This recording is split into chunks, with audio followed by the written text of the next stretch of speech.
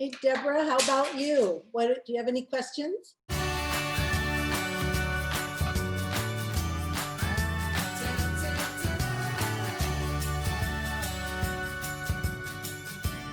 I'm the technologically challenged one here as well.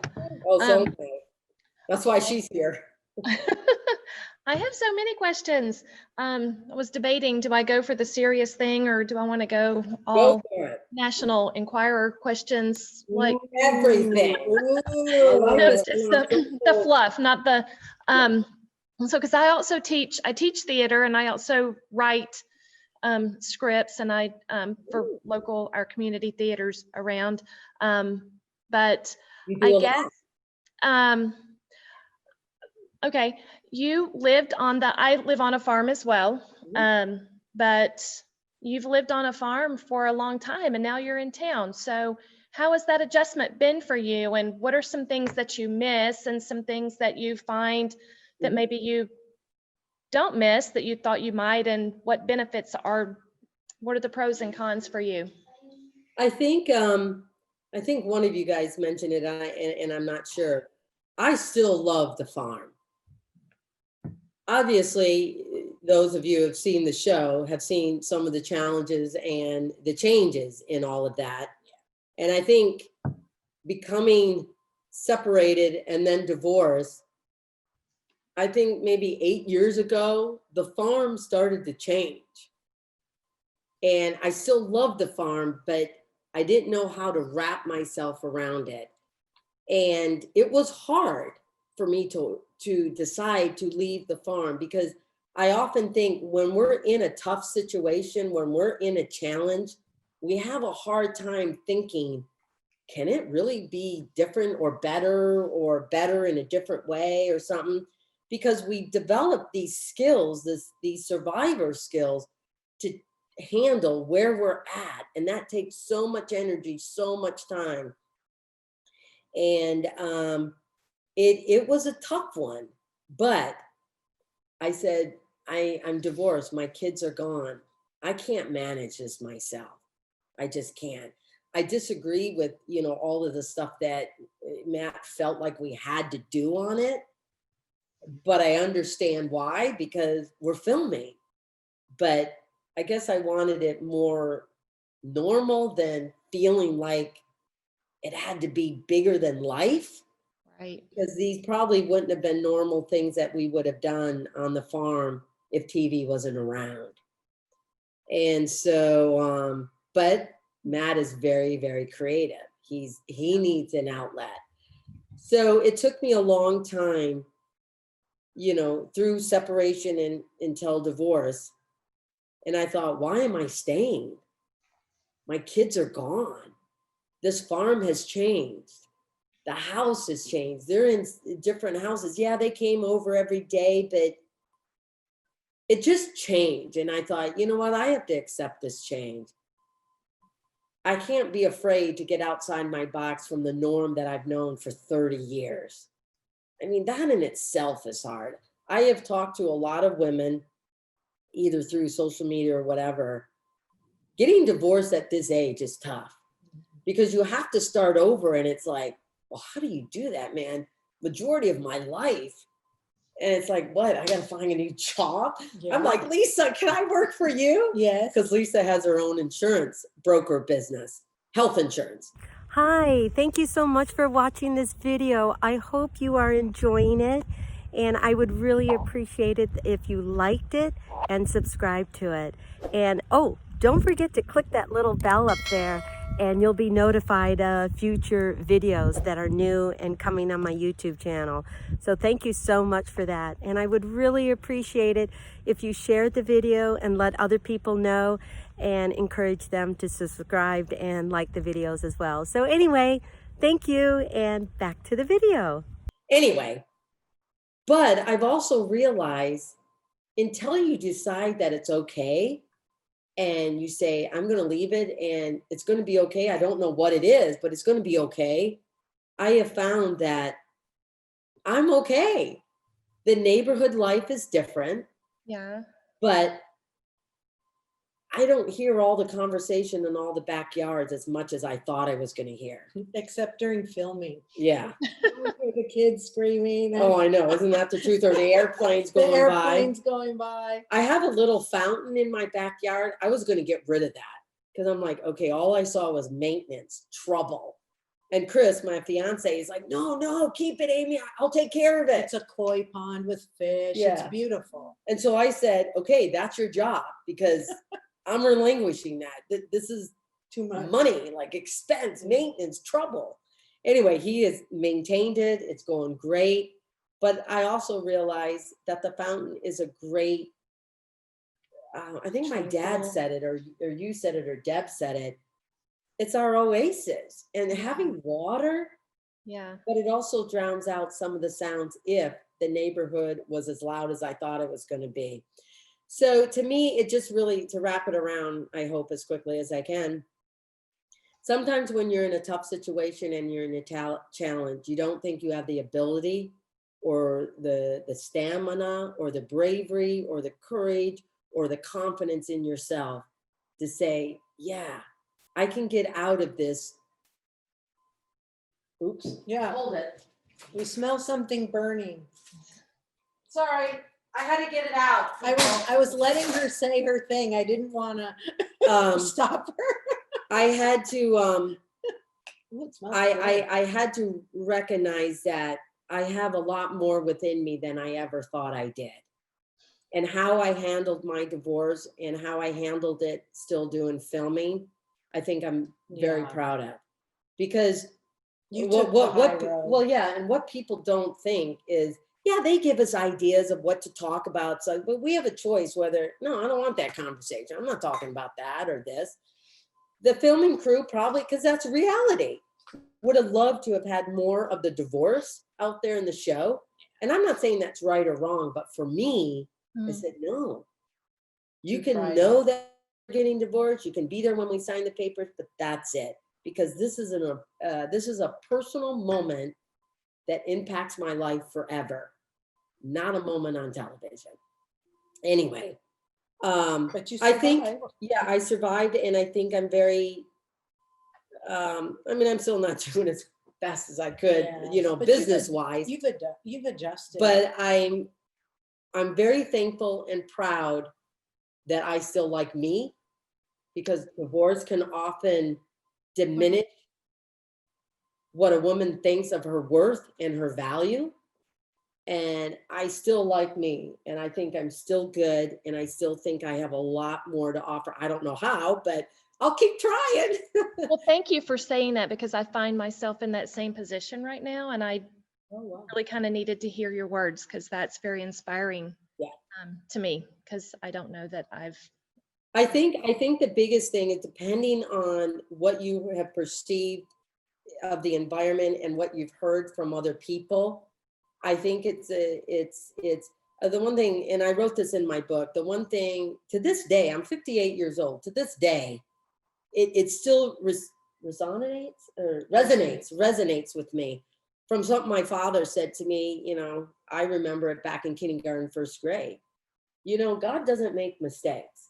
It's really a matter of what we do in our life and the choices we make and how we think about all that faith and, stuff like that.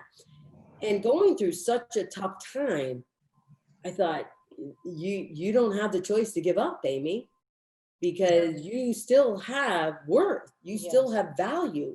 You still matter. You still have a purpose. Yeah, okay, you might have screwed up, or life threw you this curveball that you were kind of a part of, but you don't know what happened. But it's still my job and opportunity to continue to keep moving forward and still value myself, because if God valued me, why do I have the right to unvalue me? And so that's truly what has kept me going.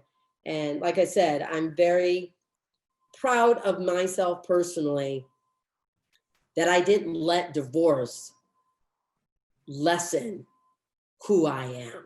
I am still Amy. I am still a good person. My heart has such good intention. Do we make mistakes? Absolutely. But I look at it, but what was that person's intention? Right. You know, were they intending to hurt me? Were they intending to do this? Or what was I don't doing? you think her demeanor now from even 2 years ago on the show, just who she is as a person, she's so happy and joyful, and it's a whole different, Yeah. I mean, you had so much on your shoulders. Well, I'm not saying Chris doesn't give me a run for my money. Yeah. But, you know, Amy's like, Yeah. oh no, I'm never going to find anybody. This is this. And I'll But- never. But to that though, Lisa, I would say my goal wasn't to find somebody, No. because I was glad that I'm okay just by myself. Yeah. I like being with just me. I can be alone. I've got enough friends that kind of, you know, interrupt my day, weekends or whatever. And, but anyway, to you, you know, whatever your situation may be, for any woman, we have a responsibility. I never say it's a one-sided relationship. I had a responsibility in it too. And some have more than others, but anyway, to go away that, you know, we still have worth, we still have value, we still have purpose, and we still matter. And it is, I think it's every individual. She reminds herself every day by wearing this little MVP. matter, We value, are an purpose. MVP. But I think it's just a good reminder to allow ourselves to think that. But be careful. I also do this with a disclaimer, I guess. But we also can get so into ourselves that we forget it, that we do impact and make a difference in other people's lives. And you guys being in teachers, Yeah. you have to self-reflect that to keep motivating yourself when there's no one around, maybe not doing that, but you impact a generation of kids. And that to me is huge. It's amazing. So anyway. Amazing. Okay, next. Okay. Oh, I'm sorry. Anything else, Deborah? Oh, well, I have a ton, but I won't hog the time. Thank you We'll for come back. sharing that. My new saying is going to be, you don't have the right to give up, baby. So Yes, absolutely. You don't. I I'm firmly gonna steal believe that from you. I'll give you credit. No, I firmly believe that you do not have the right to give up, No. because and I'm not saying it's the And most look at- difficult time, depending on what individuals are facing, but find, again, faith, because I'm the Christian faith, find that mustard seed, because I tell you, that can bloom into the most strongest, biggest plant. Just find that mustard seed of hope. Yeah.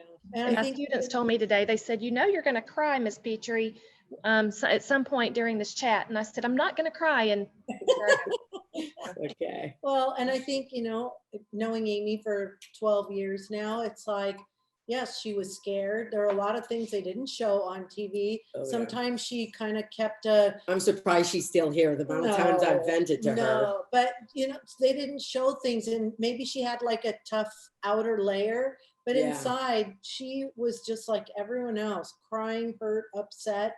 But if you look at where she is now, compared to just letting go of that farm and letting go of what was the past, because it wasn't going to stay the way she predicted that. And life never does. Look where we're at right now with coronavirus. We never in our lifetime, at least for me, and I'm In our gonna be lifetime, 59, yeah.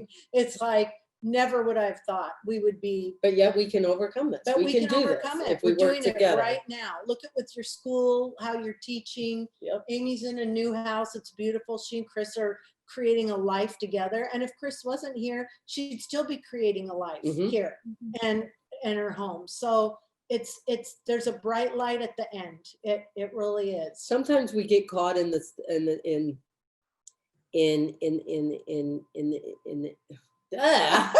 sometimes seed in your sometimes we get caught in the challenge and we make it more overwhelming than it really is. The unknown. And that's why I'm not a fan of, don't ignore your past, but don't dwell on it, because your past is what makes you part of your present.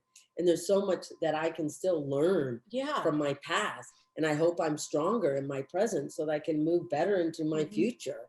So, okay. Nicole. I am sorry, we are probably running over longer than you guys had all anticipated. So if any of you guys do have to leave, feel free. I'm so sorry, but let's get to some other questions. Yeah. I was gonna say, I do have to take off. I apologize. I had a friend get into a wicked car accident yesterday. Oh, dear. no. So Wait a minute, do you have one quick question for me? I don't off the top of my head, because I mean, I watched the show. So I mean, a lot of stuff. I'm a huge fan. I'm like dying. I'm like, October can't come quick enough. Yeah.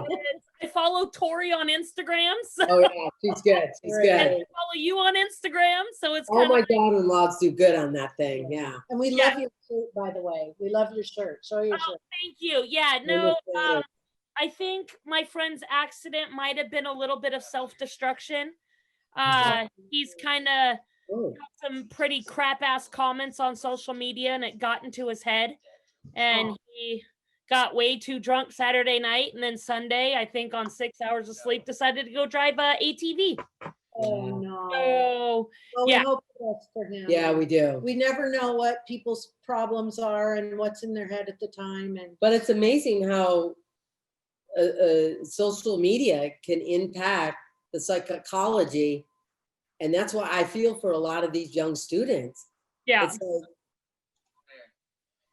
teachers, you guys have such an important role. yeah, If each student can take away a nugget, is that you've got to believe more in you than you're placing emphasis on someone else believing in you. Yeah. Because if you don't believe in yourself, why is everyone else taking their energy to believe in you? right. Give Yeah. them a reason.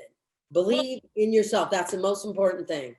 I'm a firm believer if someone's trying to bring you down, they're projecting their issues onto somebody else. And I mean, misery follows company, and they want to make you miserable because they're miserable. Right. And I'm Well, Nicole, I appreciate you being on here. Yes. Thank you so much for taking no, the I appreciate you. Thank Like, I was so stoked when I got the email. I was like, I was in the middle of class, and I was like, do I tell my kids? No, I got to stay with the math lesson. I got to stick this down. I was like, Well, stay we're- focused.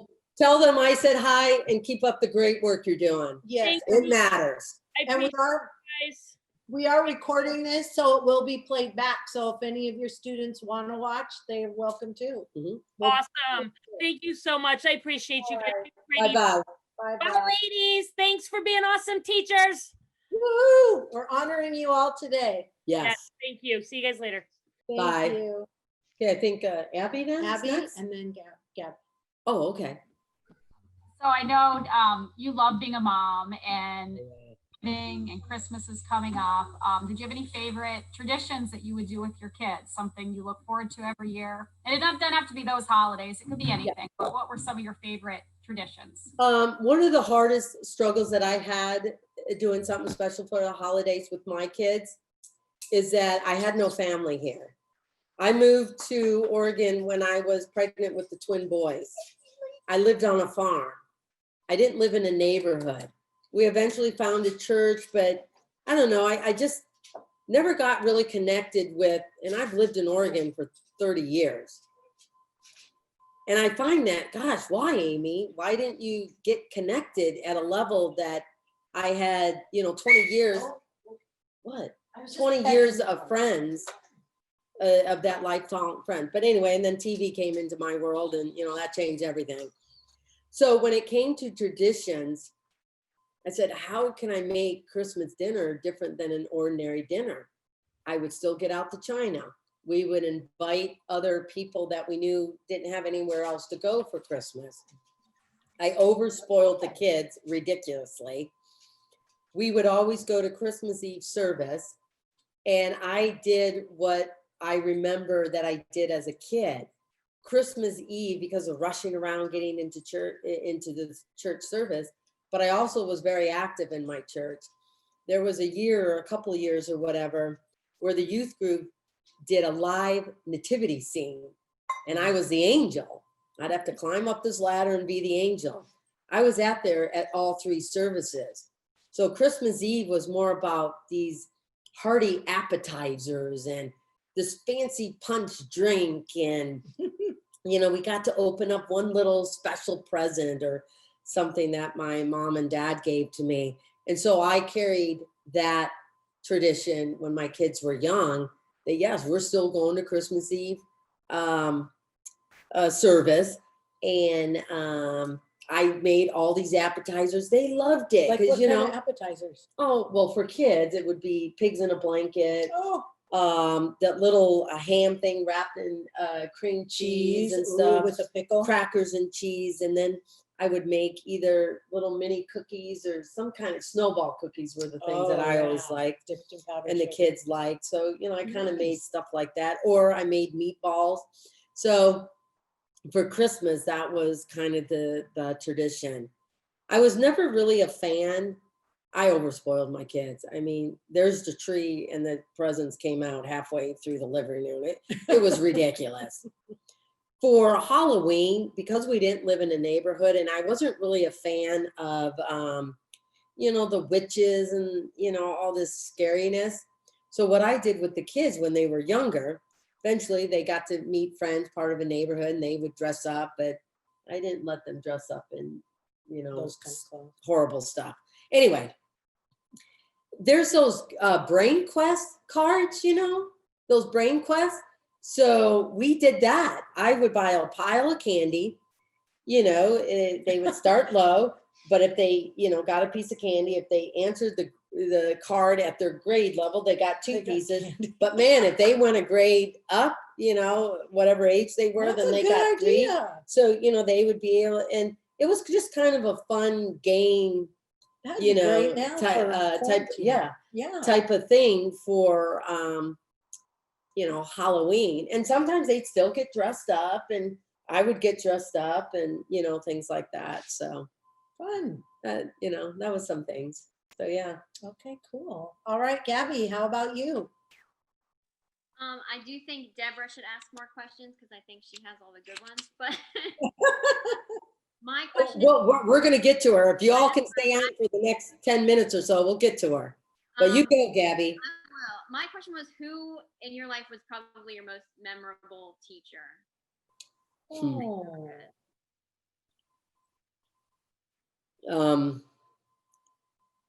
You know what? I would have to say at different times,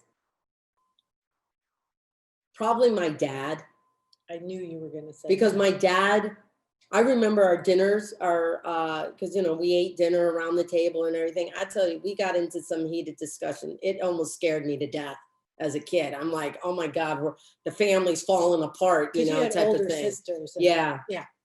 But my dad, at the time as I was a kid, it's like, okay, there's dad lecturing again, you know. But the older I got, I thought he really wasn't lecturing. He was bestowing his perception of life and his experience.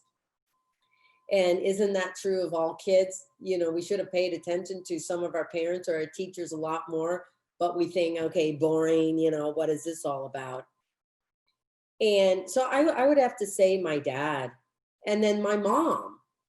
But the unfortunate thing with my mom, I learned a lot more about her later in life as an adult. And unfortunately, when she passed away this last year, I thought, oh my gosh. I would have to say my mom wasn't at-home material. She was a lot better of a mom because she worked, but she went to work back in 1968. I mean, I know that might seem like a long time ago for some We're of you. old. But at that time, that was the beginning, but kind of still very unusual.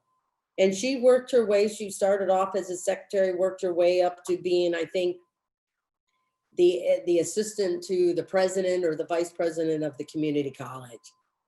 But what I learned from her, man, she loved being a mom, but she couldn't be at home. She loved her independence, but that wasn't the most important thing. She loved being a wife, a mother, but she was also, you know, very firm on women have choices, and, you know, education was so very important. And I just wish I would have known a little bit more of that during my growing up.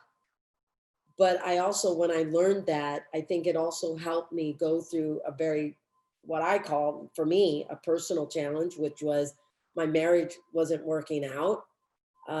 We were divorced, and and stuff like that. So I would have to say in the long run, it would have been both my parents in different ways at different times. So yeah. Do I get a woohoo? Do I get a rah rah? Rah rah rah rah, woohoo.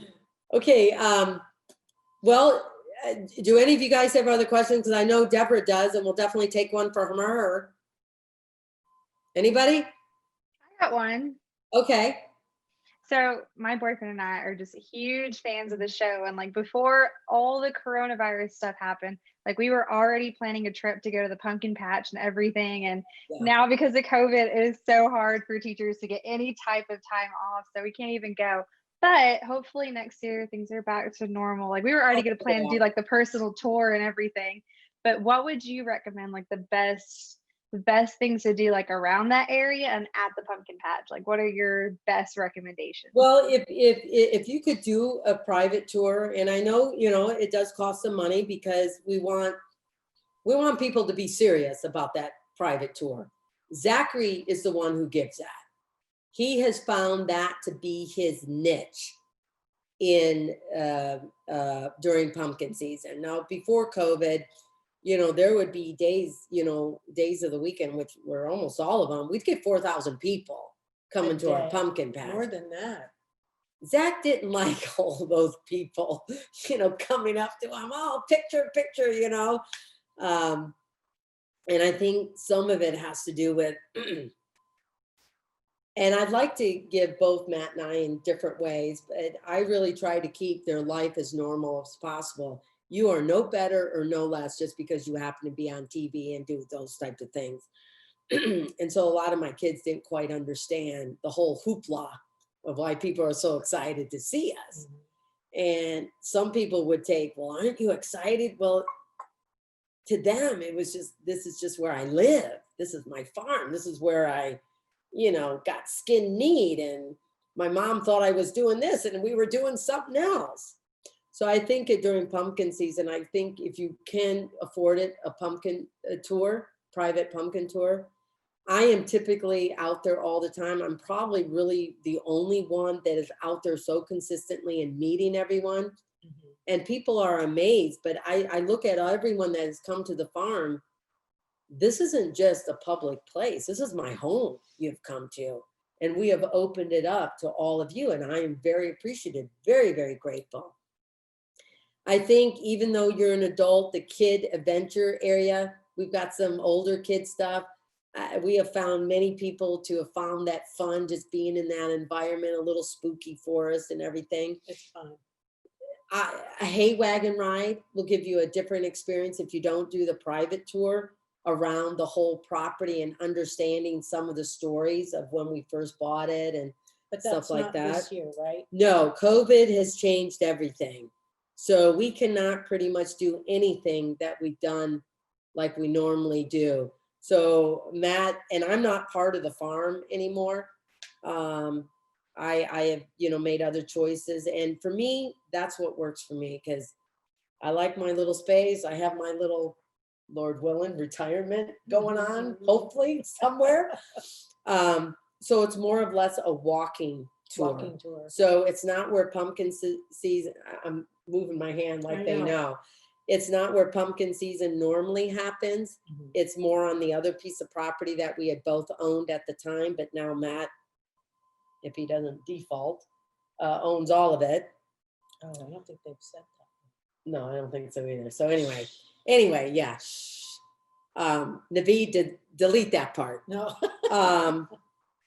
So it's more of a walking tour. So you get to walk through part of the hay wagon tour area. Because of COVID, everyone's got to wear a mask. We can only take reservations, only a certain amount of people. Now take it, we're used to 4,000 people in a day. We could probably only have 250 at a time.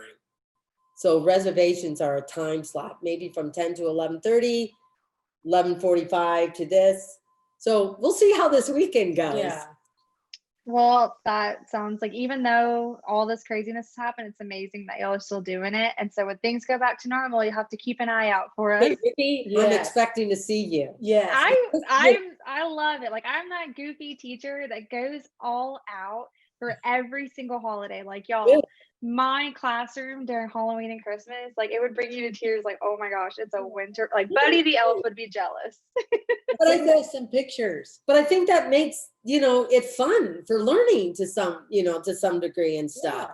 And no, I'll be looking forward to seeing you hopefully next year at some Yeah. level. We can get back to whatever that new normal is. I don't know, but Check no, out my Instagram. That's all the pictures and craziness of my classroom during holidays and me dressed up. It's all there. I'm that teacher. yeah, I dress up in a costume Yeah. almost every Hey. day, a different costume every day during pumpkin season. So I'm like, God, Chris is like, how many costumes do you have? Well, it's like, What's the number one? What's the number one this year? Like, what's your go-to costume? You know what? I think this year would probably be Wonder Woman. And I also That's a like good the one. butterfly one because Yeah. Her wingspan. talk about is a like butterfly. out to I mean, here. teachers, come on, talk about a butterfly. Here's this little caterpillar that could have got squashed so many times, climbs up whatever branch, makes its little cocoon, and then it comes out as this delicate, beautiful thing. I mean, to me, it's like, Yeah. you could beautiful relate story. that to so many levels, like a challenge. Mhm. This caterpillar had to get to that point and its life soon ends, after it becomes a butterfly. It's crazy. Anyway, thank you, Ricky. Yeah. Deborah, do you have another question? Oh, you're on mute. No, mute. Yeah, I am. Okay, there you I have to go We're figure good. out the technology here. One that I had, we kind of discussed the first when we were the first go round, way back when we were talking about. So one of my questions was what experience you've had or friends with learning differences within but then Lisa, you shared about your son which is because I have twins, 13-year-old twins, and then a 20-year-old.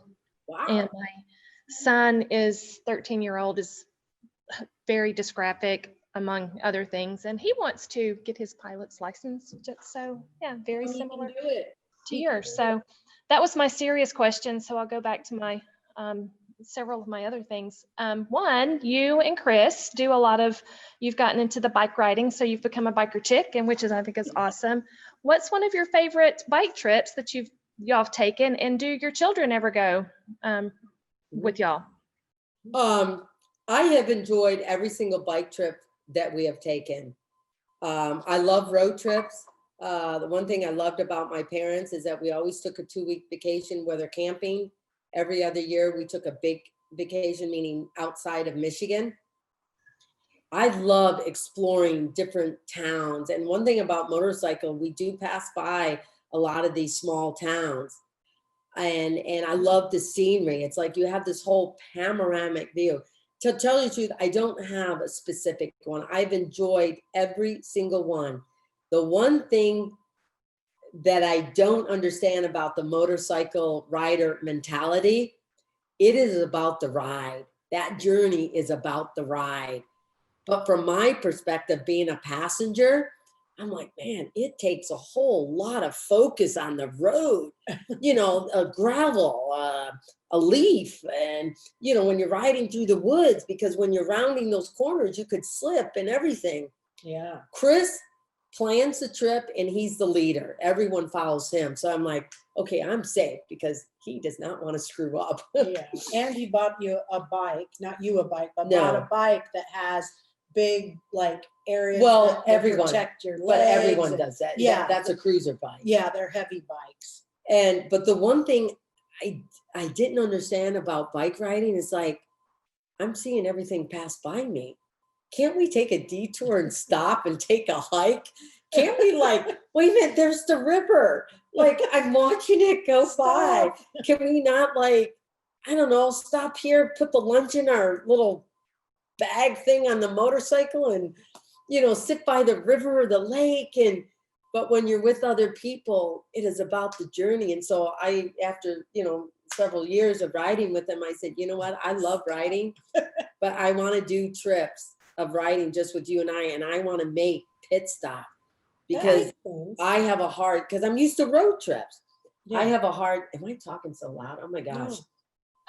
I have a hard time watching it all fly by. It's like a video. Oh yeah, yeah, okay. It's like the television, you know, things that you see. Oh, I want to go see there. I want to go there.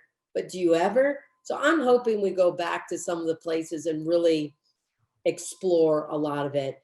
I really don't have a specific, because we went up to Glacier National Park. We went to San Juan Islands on another trip. This one, we went through Eastern Oregon, which has its own beauty, but it would feel isolated, desolated. Yeah, very arid, very dry.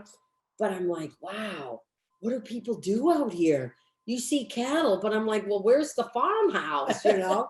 But it's open range. So I understand, you know, a little bit of that kind of story and the struggle back in the day when all that was going on. Where else did we go? We went down to the Redwoods. I've been to the Redwoods before, but on a motorcycle, it's a little different. We rode down the coast. And I would have to say, if none of you guys have been to the West Coast, but you've been to the Atlantic, the West Coast, once you get outside of LA area and everything, it is rugged. It is beautiful. It is gorgeous. Yeah. The East Coast, the Atlantic, is where you find all the seashells. It's very flat. You know, it's a lot different and warmer.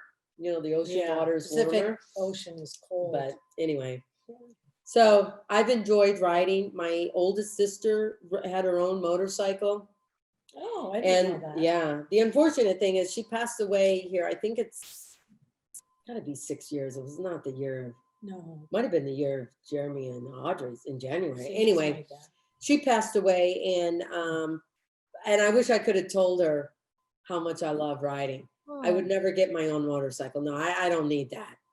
I would rather, if I had a lot of money, I would rather buy a like 1968 or whatever Mustang convertible or Mustang car. Nice. I'm a Ford girl. My dad worked for Ford. And hit the Route 66. Yes. Yeah. Awesome. Anybody else have any questions? Just pop in. Abby, anything from you? Yeah, so another question. What were some of your favorite quick meals you made on those crazy nights when all the kids are so busy with a million activities? Pasta. Pasta to me, all these people who say, oh, I can't make a meal, I can't make a meal. I said, no. You don't know about pasta. Man, you just throw in a little bit of hamburger, a little bit of cheese, a little bit of whatever. Okay, you got a meal. You know, you make spaghetti. You know, if you don't love it. Yeah, and if your kids are freaked out over spinach and stuff, tell them it's parsley, because by the time the spinach wilts, throw it all in there. You know, within the pasta. To me, pasta was my friend when I was raising kids. It was quick. It's still a good meal. And throw in veggies and they don't see it as much when it's in the pasta sauce. I would have to say pasta, but spaghetti, you know, Zachary loved spaghetti. Yeah. So I made spaghetti a lot. So yeah. I think didn't you make that when Lila came home from the hospital? I think so. Yeah. I think Zach had requested that on. And then Tori requested chicken. Oh, I made these chicken tenders. I'm like, forget McDonald's. They're so good. I mean, it's a little time consuming, but oh my you gosh. know, I mean, I don't know if any of you guys are, you know, like to cook or whatever, but chicken, and just like spinach, anytime you add spinach to anything, dip it in flour, brush it with flour, because spinach is a smooth leaf. It needs something to adhere to. So dust it with flour and your spinach will be able to be baked into whatever you're doing. Anyway, what was I saying? Chicken tenders. Oh yeah, chicken tender. Oh, thank you. I'm getting old. And after this, we're going to try the granola. And chicken tenders, you know, boneless chicken breast, you just slice them into big things, dip them in flour, because if they're boneless, it's got smooth skin. You got to have something for the egg to adhere to. Dip it in flour, dip it in egg. I usually have done it in panko, but I have found regular breadcrumbs plain breadcrumbs and you can add whatever seasonings you want to it. I think is better Yeah. because They were good. panko absorbs a lot more of the oil or something like that. And then it's a little more greasy or something like that. Anyway, yeah, so you had them, weren't they good? Yeah, last time we filmed, she made that afterward. Oh my God. Yeah, and just a little Or bit no, of it was oil. during filming. You might see it on one of the Yeah. episodes with Deb, Oh, yeah, that's right? right. Wasn't yeah. Deb with us? Yeah. Yeah. So good. you just need a little oil in, to cover the whole bottom and just a little bit more, and you just flip them over, done. And I Super good. floured, egg, bread, crumbed all my chicken pieces first so that everything was done. So by the time the few chicken pieces were done, I was ready for the next and the next. good. And yeah. Easy, Anyway. easy. Oh, you want to try granola? Yeah, I want to try the Okay. granola. Let's And- try it. My camping cup. I might have to refill again, so we may have to Again? be over. I'm still on one. So Texas, it must be 7:30 your time. 7:28. Pennsylvania, you must be 8:30. 8:30 and Michigan. Oh yeah, Michigan. Deborah, where are you from again? East Texas, and I live in a small town, but I teach in Tyler, the rose capital. I'm from Jacksonville, Texas, the tomato capital. Woohoo! Gabby, you are from Pennsylvania, right? Yeah, Okay, yeah. Is it 8:30 your time? 30. Okay, you're same as Abby there. If we're talking too much, let us know. Yeah. We like to have fun.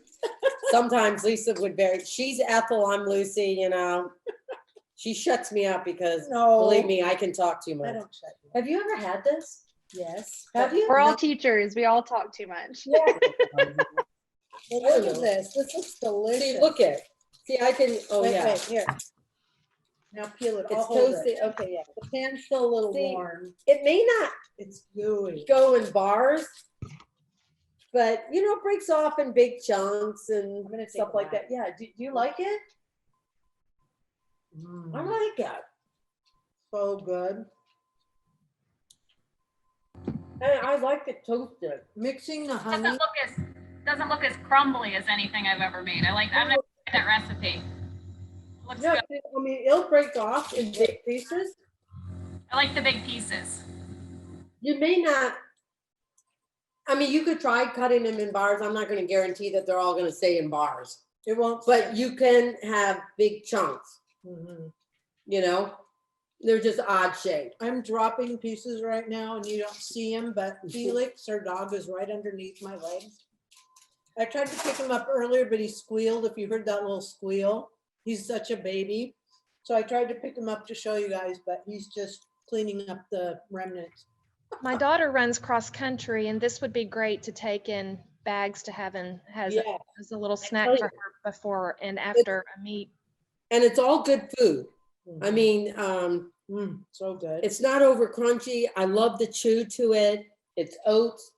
I mean, some of the other fruit that you could add to it would be like dried mango or something like that. But some of the fruit I have found to be hard compared to apricots are still soft, cranberries are still soft, raisins are still soft. So a mango or like pineapple or even a banana chip, but you could consider the banana chip like a nut. So that might work well. Make it crunchy. So, there's other fruits. I mean, it's such a versatile thing, but Yeah. I like it. I tell you I'm the gonna truth, get a little people, this more. is like crack to me. I like too full to eat dinner. I eat this like there's no tomorrow. Anyway.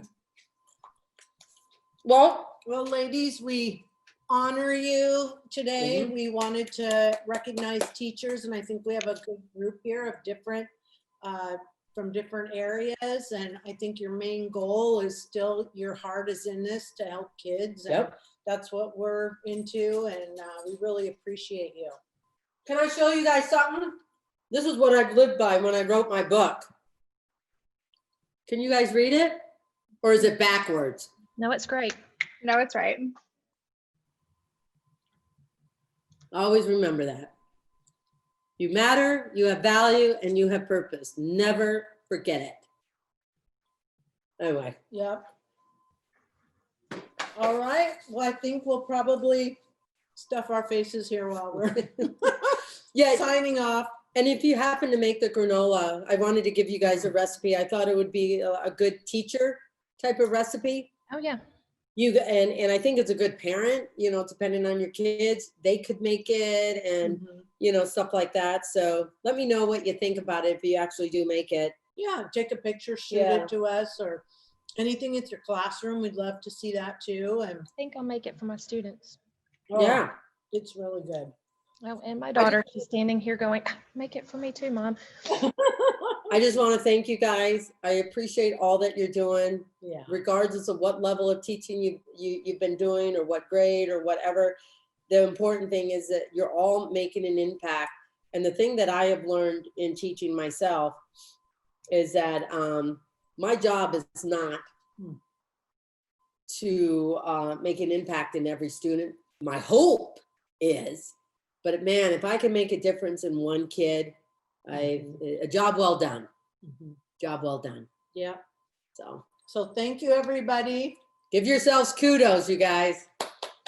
Could I ask a favor real quick? Yes. If I turn my screen around with my daughter here, can I take a picture of y'all with my face in the screen? Oh yeah, wait a minute. Before you do that, hang on. Hang on, Deborah. I'm gonna take a picture of all of us. Woohoo! Okay, All right. now you can. Okay. Okay, can y'all, wait, no, I'm showing, wait, We see them. no, you gotta get, here.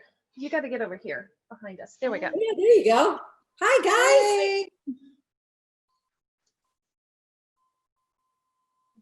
Did you get it? Look at that. Look at that. She's taking two. Hi. Well, thanks for watching the show too, and we'll be on again. Yeah, it airs tomorrow, so Oh, you have a choice. Okay, You can we're all watch huge my fans. show So. or the debate. Both are pretty critical. And then we'll try to So, do a Facebook Live maybe on Thursday. Do you guys watch those at all? Yes. Facebook and Oh, Instagram great. Lives? Well, thank you. So we'll try and talk about a little bit behind the scenes and see Yeah. how that works out. We try to add a few tidbits. So Ricky, Deborah, Gabby, Abby, Lisa, thank you all for being here. I Thank appreciate you for it. having us. Thank you so much. Thank you. Bye-bye, you guys. Bye.